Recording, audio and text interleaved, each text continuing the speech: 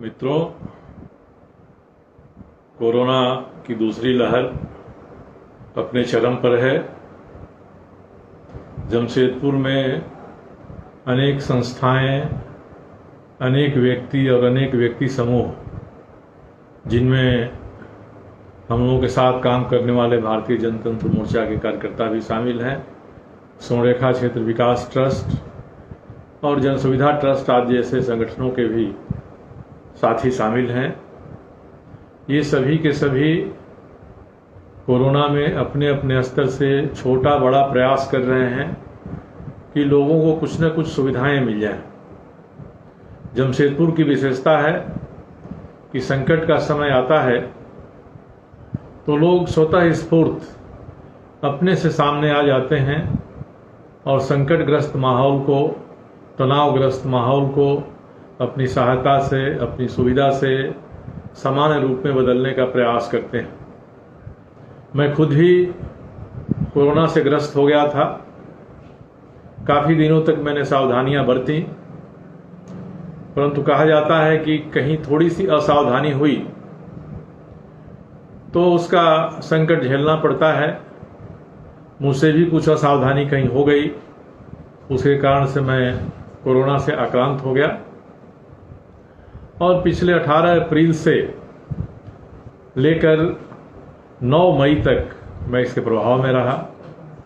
9 मई को मैं निगेटिव हो गया, परंतु जो डॉक्टर हैं उनकी सलाह है कि 2 सप्ताह बिल्कुल पूरा विश्राम करना चाहिए, कसरत भी सीमित करनी चाहिए, टहलना घूमना भी सीमित करना चाहिए, लोगों से मिलना जुलना भी सीमित रखना चाहिए। तो मैं उनकी सलाह को मानने के लिए विवश हूँ। इसलिए 9 तारीख के बाद से 2 सप्ताह तक मैं डॉक्टरों की सलाह के अनुसार रहूँगा ताकि पूर्ण स्वस्थ होकर आपकी सेवा में लग सकूँ। मेरा ये अनुभव है कि जो भी हमारे साथी, जो भी कार्यकर्ता, जो भी संगठन, चाहे मारवाड़ी युवा मंच हो या गुरुद्वारा के भाई लोग हों या और छोटे छोटे स्वयंसेवी संगठन हो, सभी के लोग जो प्रयास कर रहे हैं, मेरी उनके लिए एक सलाह है कि सबसे पहले वे अपनी सुरक्षा का ध्यान रखें। अपनी सुरक्षा का ध्यान रखते हुए ही दूसरे को मदद पहुंचाने का काम करें। सुरक्षा में थोड़ी भी चूक हुई तो जो लोग मदद पहुंचाने वाले हैं, कल उनके लिए ही मदद की जरूरत पड़ सकती है। इसलिए जो बड़ी शक्ति है, मानव शक्ति है, इस मानव शक्ति को पूर्णतः पहले अपने आप को सुरक्षित करना चाहिए। और कोरोना में सहायता में जो ही लगे हुए लोग हैं, मैं अचंभित हूं कि कितनी बड़ी संख्या में लोग लगे हुए हैं। हमारे और हमारे नज़दीक रहने वाले लोग तो थोड़ा प्रयास कर रहे हैं, बहुत छोटा प्रयास कर रहे हैं। 20 गैस का सिलेंडर हमने रखा है जो बिल्कुल हमारे अपने कब्जे में है। उस सिलेंडर को लोग ले जाते हैं, ठीक हो जाते हैं, फिर लौटा देते हैं, उसका उपयोग दूसरा करता है। इसी तरह से एक समूह बना है मारवाड़ी युवा मंच के लोगों के साथ मिलकर, उसमें तो करीब करीब 200 सिलेंडर हैं और ये सभी लोग प्रयास कर रहे हैं, बाकायदा हिसाब रख रहे हैं कितने लोगों को हम दे रहे हैं, कब किसके यहाँ से आ रहा है। ये जो प्रयास है, ये बड़ा प्रयास है। फिर भी ये प्रयास मैं मानता हूँ कि जो सरकार काम कर रही है, उस काम के सामने ये प्रयास ऊंट के मुंह में जीरा जैसे हैं। इसलिए कल जब मुख्यमंत्री जी ने कोल्हान के विधायकों के साथ बात की तो मैंने उनसे आग्रह किया था कि सरकार का प्रयास और तेज होना चाहिए। और मैंने उनसे कहा था कि आपको राज्य की आर्थिक स्थिति के बारे में, वित्तीय स्थिति के बारे में एक बार राज्य की जनता को बता देना चाहिए। और साथ ही जो जितने आपके पास टीका आए हुए हैं, वैक्सीन आए हुए हैं, उनके बारे में बता देना चाहिए। और जो वैक्सीन पूरा आ जाए तब हम अनाउंस करें कि भाई आज से फलाना फलाना जगह पर वैक्सीनेशन शुरू होगा। नहीं तो इससे अफरा तफरी मच जाती है। माननीय मुख्यमंत्री जी ने राज्य की आर्थिक स्थिति के बारे तो नहीं बताया, परंतु टीका के बारे में उन्होंने विस्तार से बताया और कहा कि 14 मई से हम शुरू कर रहे हैं 18 से ऊपर वालों का टीका, और टीका पर्याप्त मात्रा में हमारे पास आ गया है। मैंने उनसे भी कहा कि राज्यों का हक होता है कि केंद्र सरकार से अपना हक मांगे। अब ये अलग बात है कि केंद्र में जिस पार्टी की सरकार है, उसके विरोधी की सरकार अगर राज्यों में है तो वे रोज ऐसी आलोचनाएं करते हैं जो सुनने में भी ठीक नहीं लगती हैं, तो इस पर राजनीति होने लगती है। इसलिए मैंने सलाह दिया था माननीय मुख्यमंत्री जी को कि इसको राजनीति से अलग रहकर राज्य की जनता को जितनी ज़रूरत है उस ज़रूरत में हमारी जो हिस्सेदारी है केंद्र से लेने की, उसको हम बिना संकोच मांगे, उसके लिए दबाव डालना पड़े हम वो भी कहें, मगर ये सब चीज़ें एक संयमित तरीके से होनी चाहिए। आज कोरोना की लड़ाई में हम सभी को एक साथ होकर लड़ना है। दलों की जो चारदीवारी है उससे ऊपर उठकर लड़ना है। आज ही मैं देख रहा था कांग्रेस के प्रवक्ता का दिल्ली से एक वीडियो कॉन्फ्रेंसिंग चल रही थी जीएसटी के मामले में। अब वो इस तरह से लीक से हटकर जीएसटी अगर सरकार नहीं ले, ऑक्सीजन कंसेंट्रेटर पर नहीं ले, रेमडेसिविर पर नहीं ले, और हमारे जो वाहन है जिनका उपयोग हो रहा है एम्बुलेंस के रूप में उन पर नहीं लें, तो कितने पैसे इकट्ठा होंगे और इससे क्या क्या काम हो सकता है, कितने अस्पताल खुल सकते हैं, इससे कितने मरीजों को राहत पहुंचाई जा सकती है। अब ये बताते समय ऐसे लोग भूल जाते हैं कि ये पैसा अगर टैक्स के माध्यम से सरकार के खजाना में जा रहा है तो सरकार उसको खर्च भी कर रही है लोगों के ऊपर। अब केंद्र की सरकार के पास बहुत दायित्व रहते हैं, राष्ट्रीय भी रहते हैं, राष्ट्र के बाहर के भी रहते हैं। अब उनसे कोई विपक्ष का या कोई आदमी ये चाहे कि आप रोज जो कर रहे हैं एक एक चीज हमको बता दीजिए, तो ये संभव नहीं है। परंतु केंद्र की सरकार भी कर रही है और हमारे यहाँ झारखंड की सरकार भी कर रही है। ये दोनों काम कर रहे हैं। मेरा यही सलाह है कि दोनों मिलकर काम करें। बाद में जब फरियाना होगा राजनीति के अखाड़े में, आप फरियाइए, उस समय जरूर आप बताइए कि भाई कोरोना के समय आपको क्या करना चाहिए था, आपने नहीं किया, आपके कारण ये नुकसान हुआ। तो दोनों ही एक दूसरे के खिलाफ जनता में बातें कहेंगे, मगर जब तक तो कोरोना है तब तक तो हमको अपने ऊपर आत्मसंयम रखना चाहिए और आत्मसंयम रखकर एक दूसरे के साथ मिलकर जनता के हित में हम अधिक से अधिक काम कर सकें। ये होगा तो जनता अधिकतम लाभान्वित होगी। अब ये दूसरी लहर चल रही है कोरोना की, ये लहर भयावह है, कोई संग इसमें उपाय दो राय नहीं है। और हम टीवी देखते हैं तो देश के विदेश के नामी गिरामी डॉक्टर इस पर अपनी सलाह दे रहे हैं। छोटी से छोटी भाप लेने से लेकर और रेमडेसिविर की सुई हम कैसे लें, इसके बारे में भी सारे के सारे वो बता रहे हैं। उससे बहुत जानकारी लोगों को हो रही है। परंतु जो राज्य की सरकार है उसको मैंने यही कहा है कि आप प्रचार में गए बिना जमीन पर काम करिए। और टीका के बारे में यही बताया गया है कि राम बाण तो टीका ही है, तो टीका राम बाण है तो हम अधिक से अधिक लोगों को कैसे लगवाएं। एक दिन में तो सबको नहीं लग सकता है। भारत सरकार भी एक दिन में इतना उत्पादन नहीं करा सकती है, न हफ्ता 10 दिन 15 दिन 1 महीने के भीतर सबको लगाने का लक्ष्य पूरा कर सकती है।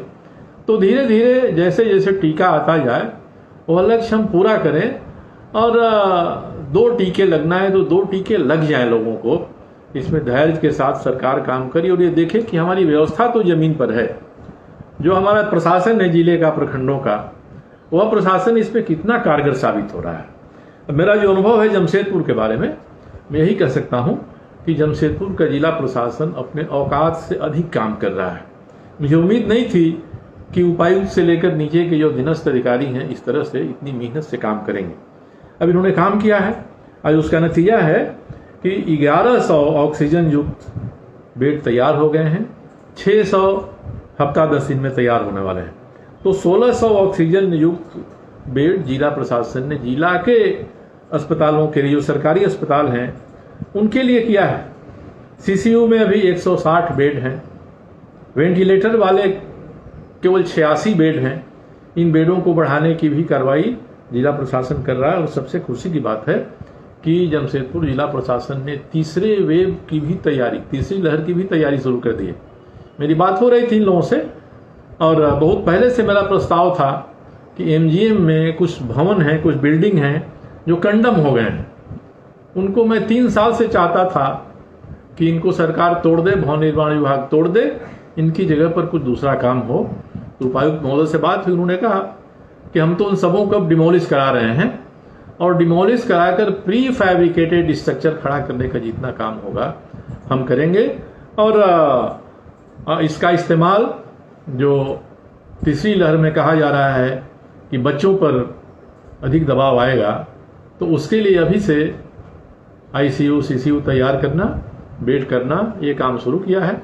और मैंने उनको आश्वस्त किया है कि इस काम के लिए आपको जितनी ज़रूरत होगी विधायक निधि से उतना हम उसमें दे देंगे। सरकार को भी कहेंगे कि हमारा आधा पैसा आप जिला प्रशासन को इस काम के लिए दे दीजिए कि बच्चों के अस्पताल जो बनने वाले हैं उन अस्पतालों में सुविधाएं अभी से शुरू हो, ताकि तीसरी लहर, ईश्वर न करे कि तीसरी लहर आए, दूसरी कोई हम रोक लें, तो तीसरी अगर आ भी जाती है तो एडवांस प्लानिंग जमशेदपुर में प्रशासन ने किया है। और बड़ी खुशी की बात, मेरे पास कई शिकायतें आती हैं प्रशासन के अधिकारियों के बारे में, डॉक्टरों के बारे में, पुलिस के बारे में कि बर्ताव झुंझला कर करते हैं लोग। तो मैं इतना ही निवेदन करना चाहूँगा इसमें अपने कार्यकर्ताओं से भी, अपने साथियों से भी, कि आप उनकी जगह पर बैठकर देखिए कि जो प्रशासन के लोग, पुलिस के लोग, डॉक्टर लोग जिस दबाव में काम कर रहे हैं और जितना काम ये समय जितनी ड्यूटी का है उससे अधिक कर रहे हैं, उसको हम देखेंगे तो स्वाभाविक रूप से उनके मन पर जो दबाव है उसको देखना चाहिए। और उसको देखते हुए अगर कहीं कुछ ऐसा लगता है कि इनका व्यवहार उचित नहीं है तो इसी रूप में सोचकर हमको उनके प्रति उदारता की भावना का प्रदर्शन करना चाहिए। ये हमारे जो प्रशासन के, पुलिस के और चिकित्सा क्षेत्र में लगे हुए जो लोग हैं, ये कितने महत्वपूर्ण हैं इसकी कल्पना आप इससे कर सकते हैं कि एक बड़ी संख्या है जमशेदपुर में डॉक्टरों की जो खुद कोरोना से ग्रस्त हो गए।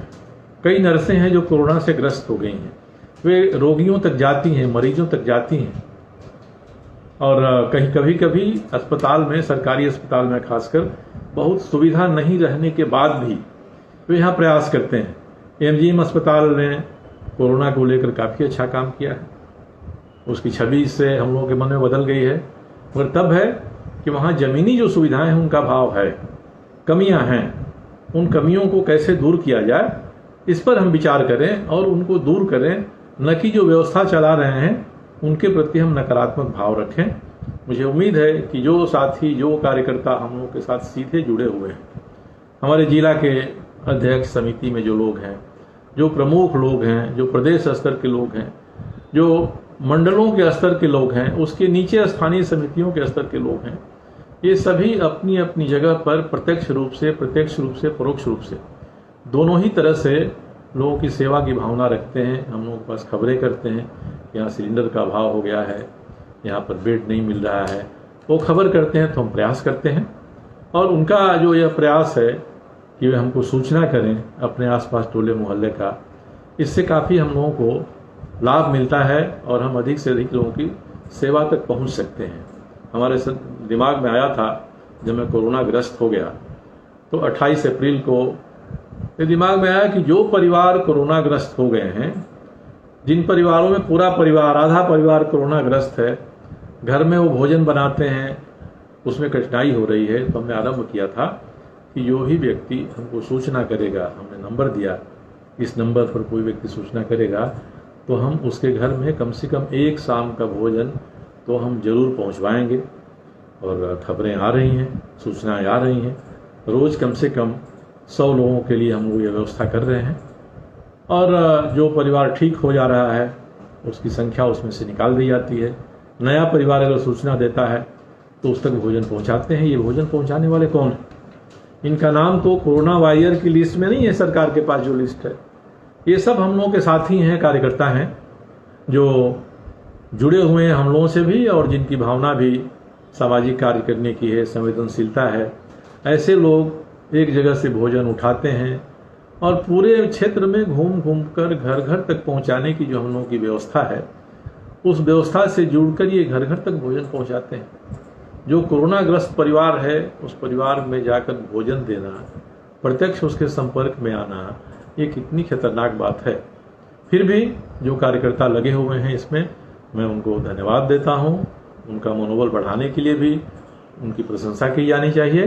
तो ऐसे लोग जो कोरोना वॉरियर के लिस्ट में नहीं होने के बाद भी गैस पहुंचा रहे हैं, सिलेंडर पहुंचा रहे हैं, ये सारे काम कर रहे हैं, तो ऐसे लोगों को मैं तहे दिल से धन्यवाद देना चाहता हूं, क्योंकि कोरोना का मेरा अपना अनुभव है कि किस तरह से कितनी तकलीफ देह ये बीमारी होती है, कितनी परेशानी होती है जब तक आप निगेटिव नहीं आते हैं तब तक। उन परेशानियों को मैंने अनुभव किया है और उन परेशानियों को झेलने वाले जो आज लोग हैं उनके साथ मेरी पूरी सहानुभूति है और उनको अधिकतम सुविधा हम चाहें तो पहुंचा सकते हैं।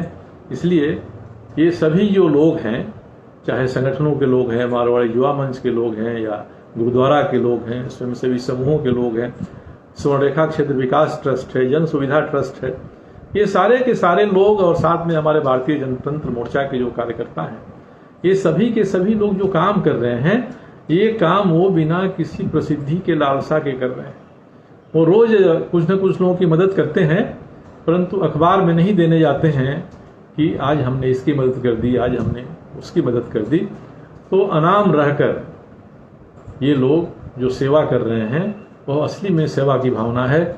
नहीं तो हम लोग तो देखते हैं, रोज अखबारों में खबरें आती हैं, अगर किसी व्यक्ति ने किसी की सहायता कर दी तो वह बढ़ चढ़ कर अपनी बात मीडिया में डालता है, अपनी बात अखबारों में डालता है कि आज हमने अमुक को बेड दिलवा दिया, आज हमने अमुक का फीस माफ करा दिया, आज हमने अमुक की सहायता कर दी। परंतु बड़ी संख्या में जो अनाम कार्यकर्ता लगे हुए हैं, जिनको इसकी परवाह नहीं है कि हमारा नाम अखबार में जाएगा कि नहीं जाएगा, पर जुड़े हुए हैं, खतरा मोल कर भी डटे हुए हैं, ये सभी के सभी लोग वास्तव में प्रशंसा के पात्र हैं। और आज मैं आपके माध्यम से इन सबों से बात कर रहा हूं और उनके प्रति मैं अपना आदर, अपना सम्मान समर्पित कर रहा हूं कि ऐसे लोगों की संख्या जमशेदपुर में इतनी अधिक है कि यही हम लोगों के लिए काफ़ी राहत की बात होती है। कोई संकट खड़ा होता है तो जमशेदपुर खड़ा हो जाता है। इसलिए मित्रों, खास करके जो लोग हम लोगों से जुड़कर काम कर रहे हैं या हम लोगों से बिना जुड़े हुए कोरोना के महामारी के समय में अपनी सेवा दे रहे हैं, एक तो आज की जो बातचीत है वह उनके प्रति अपना आदर, अपना सम्मान व्यक्त करने के लिए है, साथ ही उनको ये चेतावनी देने के लिए भी है कि आप संवेदनशीलता के साथ जो खतरा लेकर काम कर रहे हैं उसमें आप अपनी सुरक्षा पहले रखिए। आप अपने सुरक्षित रहेंगे तभी दूसरे की सहायता कर पाएंगे, ये ध्यान रखिए। यही निवेदन मुझे आज के समय में इन लोगों से करना था। और दूसरी बात मैं ये कहना चाहता हूँ कि शासन प्रशासन के जो आंकड़े आ रहे हैं, जमशेदपुर में अब कोरोना से ग्रस्त होने वाले लोगों की संख्या धीरे धीरे कम हो रही है और ये संख्या समय आने पर काफ़ी कम होगी। आज मैंने यहाँ के कई अधिकारियों से बात किया कि जो स्वास्थ्य सुरक्षा कार्यक्रम चला रही है सरकार, 2 बजे के बाद सारे बाजारों को बंद रखना, ये कितना प्रभावी है और क्या 10 दिन के लिए हम लोगों को पूरा लॉकडाउन कर देना चाहिए। मैंने मुख्यमंत्री से, मुख्य सचिव से भी आज बात किया कि कैसा रहेगा हम लॉकडाउन कर दें।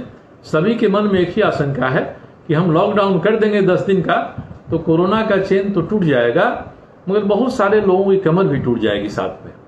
इसलिए जो हमारा सुरक्षा कोरोना से सुरक्षा का, स्वास्थ्य सुरक्षा का जो कार्यक्रम चल रहा है उसको ही हम थोड़ा और बढ़ा दें, उसको हम कड़ाई से लागू कराएं और जो हमारा सिस्टम है, जो हमारी पुलिस प्रशासन की व्यवस्था है, वो उसको और सख्ती से लागू कराए तो धीरे धीरे हम कोरोना से इस महीना के अंत तक बहुत हद तक निजात पा सकते हैं। कोरोना का पीक जमशेदपुर में पहुंच गया है, कोरोना अपने सर्वोच्च स्तर पर पहुंच गया है, अब वो नीचे आ रहा है।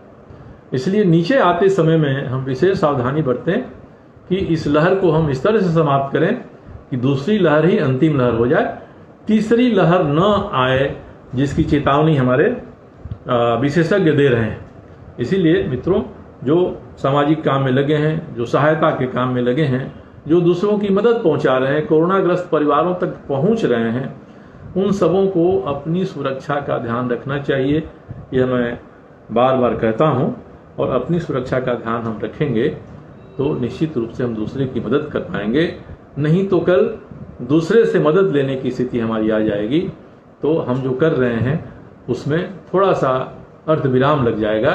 इसलिए आपसे निवेदन है कि जो भी साथी इस काम में लगे हुए हैं, आज राजनीतिक दलों के सारे काम बंद हैं, मीटिंग बंद है, सम्मेलन बंद हैं, सारे काम बंद हैं, तो हम जहां हैं वहां ही हम एक दूसरे से सोशल मीडिया के माध्यम से जुड़ें, डिजिटल माध्यम से जुड़ें, अपनी बातें एक दूसरे को पहुंचाएं एक दूसरे से मदद लें और हम अपने घर में रहकर वर्क फ्रॉम होम की तरह से काम करें। घर में मोहल्ले में जो संकट आए उसको सुलझाएं। और किसी को ये लगता है कि अमुक समस्या मेरे पास पहुंचाने से, मुझे सूचित करने से सुलझ सकती है, तो आप निश्चित रूप से इसमें कारगर भूमिका निभाएं, हमारे सिस्टम को पहुंचाएं। हमारा कार्यालय पूरी तरह से सावधान होकर इसी काम में लगा हुआ है। मुझे ज़रूर हफ्ता डेढ़ हफ्ता के आराम की ज़रूरत है, मगर जो युवा साथी हमारे कार्यालय के साथ काम कर रहे हैं वे शिद्दत के साथ काम कर रहे हैं। हम तो पिछले 1 महीने में हमारे क्षेत्र के या जमशेदपुर के जितने भी लोग कोरोना से ग्रस्त हुए, मैं उनकी सूची इकट्ठा करा रहा हूँ, प्रशासन से भी जानकारियाँ ले रहा हूँ, और एक एक परिवार की, एक एक व्यक्ति की जानकारी मिल जाएगी तो हमारा कार्यालय उनसे संपर्क करेगा।